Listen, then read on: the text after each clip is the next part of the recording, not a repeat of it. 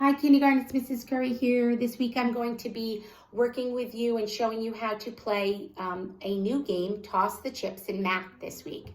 I will also be giving you some substitutions that you can use instead of if you don't have the materials at home. So before we play the game, we want to make sure that we have the materials ready. If you do not have chips that have a color on one side and another color on another side, you can use coins. Coins are going to help you become more familiar with money, which we are going to be doing more next year, working with more of next year. But I'm using pennies today. All coins have a head side and a tail side. So instead of chips, you can use coins. The head side of the penny has Abraham Lincoln, if you could see closely.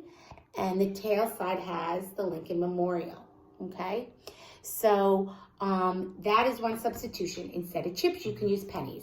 You also need a cup, so I'm going to put 10 pennies in this cup. 1, 2, 3, 4, 5, 6, 7, 8, 9, 10. We'll be making combinations of 10. You can choose the amount. The higher you go, the more challenging it will be. But I think to start, 10 is a good number. You also need a recording sheet. This is a recording sheet. If you can't print it out, you can make one. Toss the chips. I put the total number 10 up here in a minute. I have heads and I have tails. Okay, and at the bottom, I used a sentence and I said, I used a penny. So if I look back at my recording sheet, I know that I used a penny instead of chips. Okay, all right, I'm going to put 10 in the total number because that is the amount I'm using, and we are going to make combinations of 10 today, okay? And it goes like this. You make sure pennies up. You put them down on a plate or a flat surface, and you separate them. And you should always have 10 because that's my total number, right? So I want to make sure 1, 2, 3, 4, 5, 6, 7, 8, 9, 10. Okay, Mrs. Curry is now going to make a combination of 10.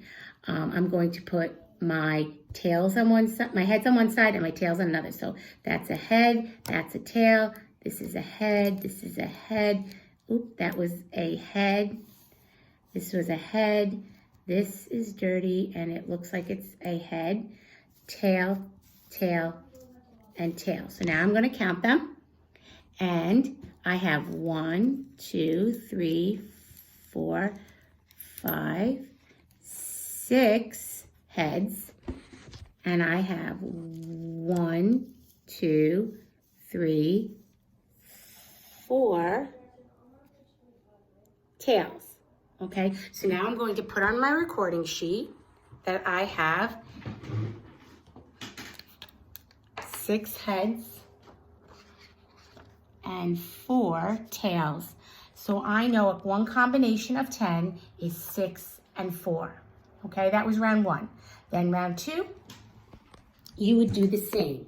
You would put your coins, your pennies, back in, and you can shake it up a little, and you can spill them gently and separate them.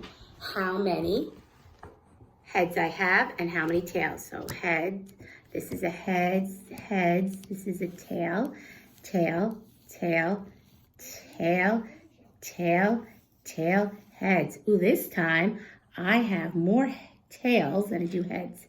So I have 1, 2, 3, 4 heads, and 1, 2, 3, 4, 5, 6, oh, look at that, tails. So I'm going to go back to my reporting sheet, and I have 4 heads and 6 tails. Look at that. They switched places. So 6 plus 4 equals 10, and 4 and 6 equals 10. And you can continue for 1, 2, 3, 4, 5 more rounds, right? And then you're pretty much done unless you want to continue on with another total. Maybe the next total would be 12, okay? If 10 was difficult for you, maybe you want to go down to 8, okay? And that's just a start. I say 10 to start. and go up for a little bit more challenging, and go down if it's a little too hard. You can, you decide on that. You always want to make sure that your combinations equal your total number or something's wrong. Here's a little challenge for you. So I moved a new sheet. Here's a little bit of a challenge.